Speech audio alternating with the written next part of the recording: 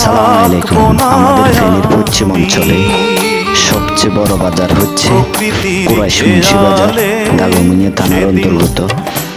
এখানে সকল ধরনের বড় বড় মাছ পাওয়া যায়, দেশীয় ছোট মাছগুলো পাওয়া যায়, যে কোনো ধরনের মাছে পাওয়া যায়, অনেক সস্তায় পাওয়া যায়।